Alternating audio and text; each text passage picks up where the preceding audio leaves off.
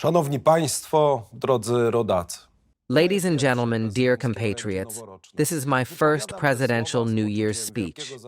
I say these words with a sense of great honor and gratitude, but also responsibility, because this office is not a reward.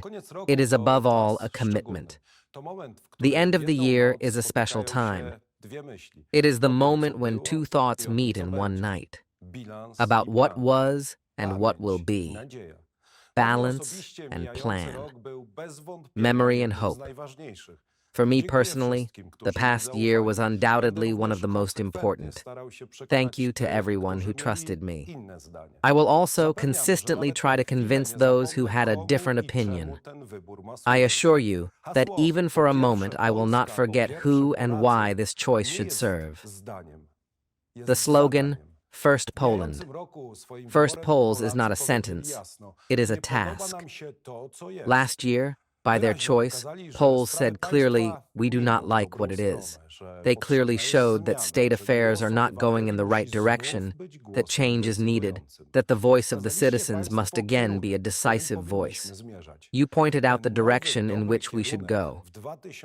This new good direction in 2026 must therefore mean development, security, and a better life for the citizens. Poland has found itself in a place that until recently seemed difficult to achieve. We will participate in the G20 talks, that is, in the group of the largest economies in the world. As the first Polish president, I was invited to the top of this group by President Donald Trump during my visit to the White House. The presence of our country in the G20 talks is the fruit of the work of generations of Poles. People who are hardworking, ambitious, courageous, who, thanks to their innovation and talents, were able to build a strong economy almost from the ground up. From a centrally planned economy degraded by communism to a robust market economy. It's all of us. We, all Poles, are behind this success. Now our task is to make Poland sustainable. Poland in the G20 must be the direction for the next years and the next decades. A country that wants to permanently belong to the group of the strongest cannot be ambitious only for a moment. It must be modern, efficient, and fair on a daily basis. It must make sure that all citizens, not just the chosen groups. Development cannot be only statistics. A strong country does not exist only in economic reports. A strong country exists in the everyday life of its citizens. If we want to be permanently in the group of the best, we have to shift this development to everyday life of every Pole and every Pole. A strong and developed country cannot leave the sick without help, giving birth to women without care.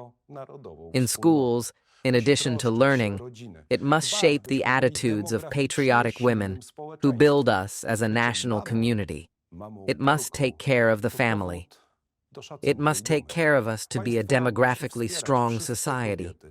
Being a mother, a Polish mother, is a reason for respect and pride. A country must support all women who with love take care and raise new citizens. The G20 economy cannot punish the workers for the constant uncertainty of tomorrow, and the employers for the endless uncertainty of the law. It also does not force farmers to waste their crops.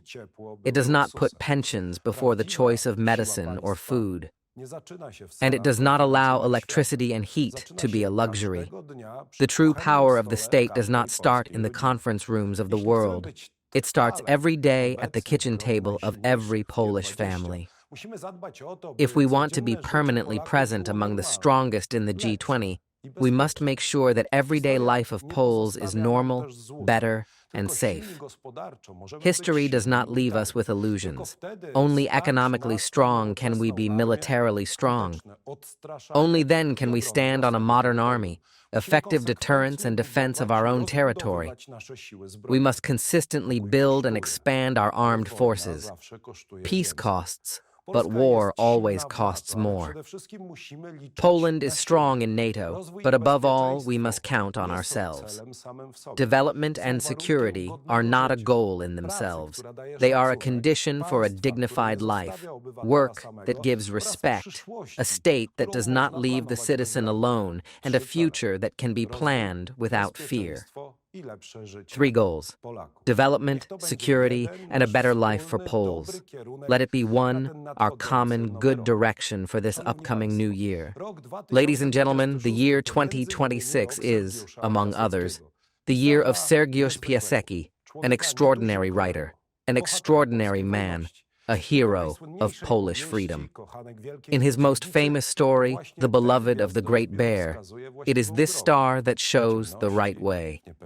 In the darkness, in the uncertainty, in the moments of trial. Today, when the sky is shining, let us look at it and think about a good direction for us, for our families, for our loved ones, for Poland. Let us remember that in the life of nations, as in the life of each of us, courage is important and necessary. It is it that allows us to reach the top, to overcome the most difficult obstacles, and to build lasting and truly important things. Dear compatriots, let the year 2026 be a year of a new, good direction for Poland, for Poles. Happy New Year. Long live Poland.